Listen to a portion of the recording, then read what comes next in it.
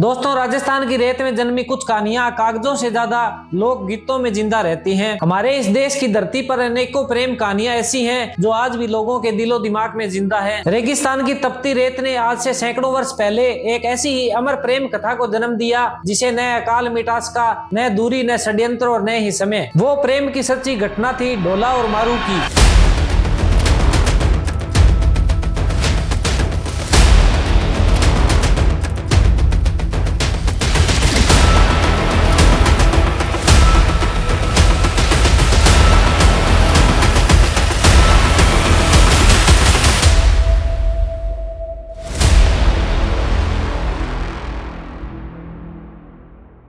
जय माता जी की दोस्तों, मैं हूं रवि राठौड़ और आज मैं आपसे साझा करने आया हूं ढोला मारू की वो ऐतिहासिक प्रेम गाथा जो सदियों से राजस्थान के भाट चारण और लोक गायक अपने गीतों में गाते आ रहे हैं। इस कहानी की शुरुआत होती है आज के बीकानेर से। 11वीं शताब्दी में बीकानेर को जंगल प्रदेश कहा जाता था। यह इलाका उस समय का अत्यंत कठोर जलवायु वाला था। ऐसा माना जाता है कि जंगल प्रदेश में हर तीसरे साल अकाल और हर 8वें साल भयंकर और पूर्ण अकाल पड़ता था। जब भी अकाल पड़ता तो यहाँ के लोग अपने पशु परिवार और सामान को लेकर हरे भरे इलाकों की ओर पलायन करने को मजबूर हो जाते थे। एक बार जंगल प्रदेश में ऐसा ही भयंकर अकाल पड़ा। उस समय इस क्षेत्र के पुंगल ठिकाने के शासक थे राजा पिंगल। उस समय राजा पिंगल की एक 1.5 वर्ष की पुत्री थी जिसका नाम था मरवणी, लेकिन पूरे जंगल प्रदेश में उसे प्यार से मारू कहा जाता था। अकाल से बचने के लिए राजा पिंगल भी अपनी पत्नी, बच्चों, पूरे परिवार और पशुओं के साथ मध्य प्रदेश के मालवा क्षेत्र में स्थित नरवरगढ़ ठिकाने की ओर निकल पड़े। उस समय नरवरगढ़ ठिकाने के शासक राजा नल थे जो राजा पिंगल के परम मित्र थे।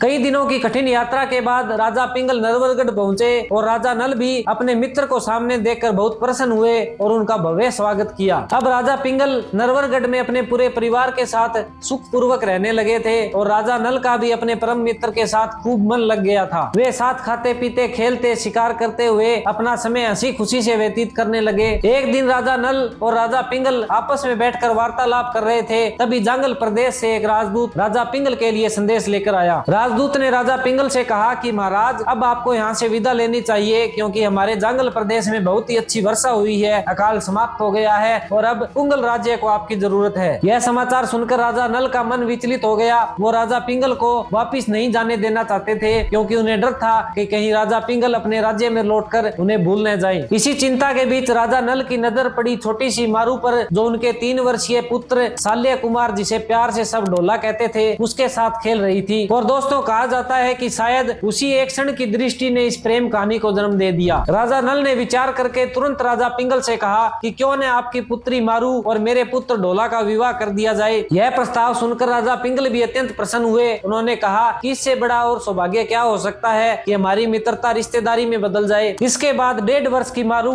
और 3 वर्ष के ढोला का बाल विवाह संपन्न हुआ। कहा जाता है कि उस समय यह उस पूरे क्षेत्र की भव्य शादी थी। कहा जाता है कि इस शादी में लगभग 72 मण मिर्च की खपत हुई और कई दिनों तक इस भव्य शादी का भोज चलता रहा था। यह एक बाल विवाह था, इसीलिए कम उम्र होने के कारण मारू को ससुराल नहीं भेजा गया था। राजा पिंगल मारू को अपने साथ पुंगलगढ़ ले आए और यह तय हुआ कि जब ढोला जवान होगा तो वह मारू को लेने आएगा। इसी परंपरा को राजस्थान में आणो या मुकलावा कहा जाता है। समय बीतता गया। ढोला के माता पिता इस विवाह के थोड़े ही साल बाद गुजर गए, जिस कारण ढोला को छोटी उम्र में ही राजगद्दी पर बिठा दिया गया। ढोला बचपन से ही राजकाज के कामों में व्यस्त हो गया और समय के साथ साथ ढोला और मारू दोनों जवान हो गए। बचपन से ही मारू की माँ उसे विवाह की बातें बताती, ससुराल का रहन सहन सिखाती, जिस कारण जवान होते होते मारू को यह भली भांति ज्ञात हो गया था कि वह नरवरगढ़ के राजकुमार ढोला की पत्नी है। वह मन से पूरी तरह ढोला की हो चुकी थी और हर दिन ढोला के इंतजार में मारू का दिल तड़पता था। लेकिन उधर नरवरगढ़ में सब कुछ बदल चुका था। माता पिता के नहीं होने के कारण ढोला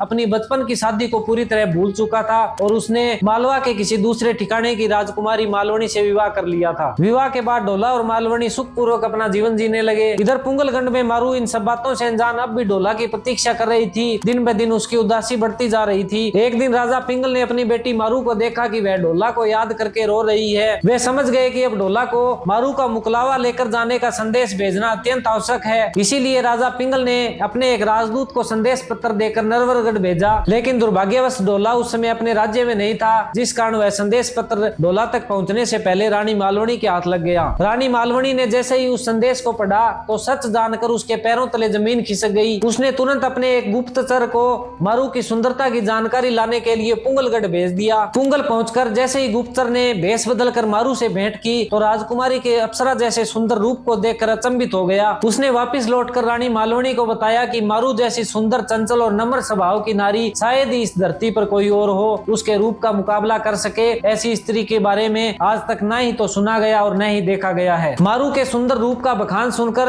रानी मालवनी ने जलन और भय में तुरंत अपने सैनिकों को आदेश दिया कि आगे से पुंगल से आने वाला कोई भी संदेश राजा ढोला तक न पहुंचने पाए। रानी मालवनी का आदेश पाकर सैनिक तैयार हो गए। अब आगे से जब भी पुंगलगढ़ से कोई संदेश वाहक आता तो वह सैनिक उसे रास्ते में पकड़कर ही मार देते। नरवरगढ़ से वापिस न तो कोई संदेश वाहक जाता और न ही कोई संदेश। महीनों तक ढोला का कोई संदेश न पाकर मारू अंदर ही अंदर से टूटती चली गई। ये हालात देखकर एक दिन राजा पिंगल ने अपने राज्य के एक चतुर ढोली को बुलाया जो गायन कला में बहुत समझदार था। राजा ने सारी बात उस चतुर ढोली को बताई और अपना संदेश सिर्फ राजा ढोला तक पहुंचाने को कहा। मारू ने भी अपने मन की पीड़ा एक पत्र में कविता के रूप में लिखकर उस ढोली को दी। ढोली ने राजा पिंगल और मारू को शासन दिया और एक भिखारी का भेष बनाकर नरवरगढ़ पहुंचा। उसे भी मालवनी के सैनिकों ने रास्ते में रोका लेकिन वह अपनी चतुराई से बच निकला। नरवरगढ़ में पहुंचकर वह अपनी सुरीली आवाज में ऐसे ऐसे गीत गाता कि उसके चर्चे लोगों में फैलते चले गए, जिस कारण राजा ढोला ने भी उसे सुनने के लिए अपने महल में बुला लिया। ढोली तो इसी मौके की तलाश में था। उसने राजा ढोला के सामने सुंदर आवाज में गाना शुरू किया और अपने गीतों के माध्यम से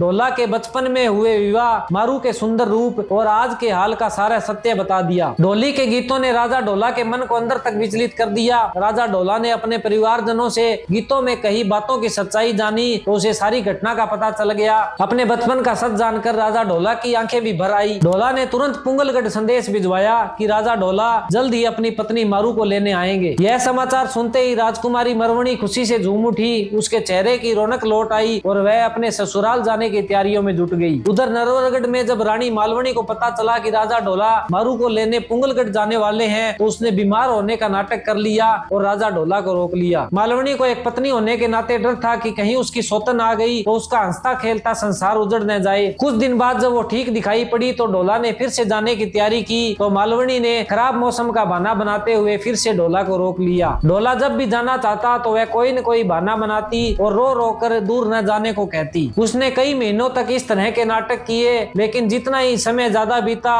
उतना ही मारू की याद ढोला को खींचने लगी। कई महीनों के बाद फिर एक दिन राजा ढोला पुंगलगढ़ जाने को तैयार हुआ। रानी मालवनी ने उसे फिर से रोकने की कोशिश की लेकिन ढोला ने उसकी कोई बात नहीं मानी। आखिरकार राजा पुंगलगढ़ पहुंचा।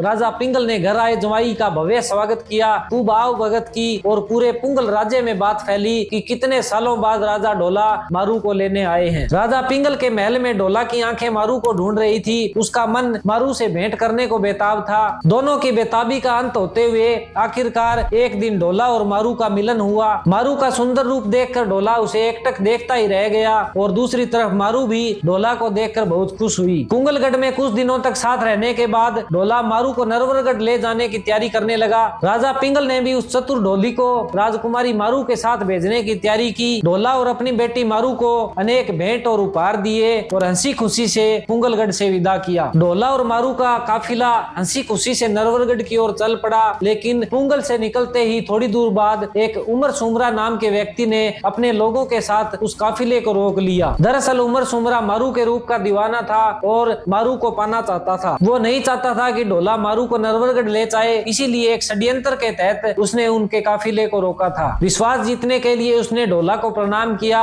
और कहा कि आप हमारे देश के जवाई हैं, इसलिए हमें भी आपकी सेवा करने का मौका दीजिए। ढोला भी उसकी चिकनी चुपड़ी बातों में आ गया। उमर सुमरा के लोग ढोला की सेवा में लग गए लेकिन यह बात उस चतुर ढोली को रास नहीं आई। ढोली जगह जगह घूमता था इसलिए उसे पता था कि उमर सुमरा बेहद ही कपटी और विश्वासघाती व्यक्ति है, इसीलिए वह राजा ढोला और उमर सुमरा की हर एक हरकत पर अपनी तीक्ष्ण निगाह टिकाए हुए था। उमर सुमरा ने अमल यानी अफीम में जहर मिलाया और ढोला के सामने उस अमल की मनुहार पेश की। दरअसल राजस्थान के अनेक क्षेत्रों में अमल की मनुहार आज भी प्रचलन में देखने को मिलती है। उमर सुमरा के इस कदम से एकदम उस चतुर ढोली का माथा ठनका और उसने गाना शुरू कर दिया। उसने जल्दी से अपने गीतों में ढोला और मारू को चेतावनी देते हुए गाया कि इस अफीम में जहर है और ये उमर सुमरा ढोला को मारना चाहता है। ढोली के उस गीत से मारू एकदम सतर्क हो गई। उसने झटपट ढोला को एक तेज तेज भागने वाले ऊंट पर बिठाया और मरुस्थल को चीरती हुई नरवरगढ़ की ओर निकल पड़ी। उमर सुमरा और उसके लोगों ने पीछा करना चाहा, लेकिन वे ढोला के काफिले के साथ उलझने के कारण बहुत पीछे रह गए। इसी तरह ढोली की समझदारी से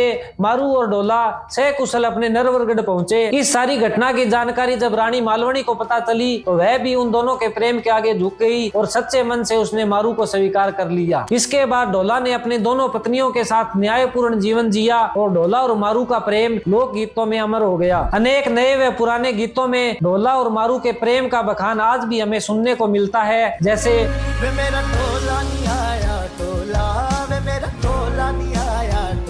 राजस्थान के उन दो प्रेमियों की। अगर आपको भी ढोला और मारू की ऐतिहासिक प्रेम कथा अच्छी लगी हो तो हमारी इस वीडियो को लाइक करें, शेयर करें और ऐसे ही इतिहास और लोक कथाओं से जुड़े वीडियोस को पाने के लिए हमारे चैनल को सब्सक्राइब करें। कमेंट में जरूर बताइए कि क्या आज भी ढोला और मारू जैसा प्रेम संभव है। जल्द मिलते हैं इतिहास के एक ऐसे ही और नए अध्याय के साथ। तब तक के लिए आप सभी को शुभकामनाओं के साथ जय माता जी की।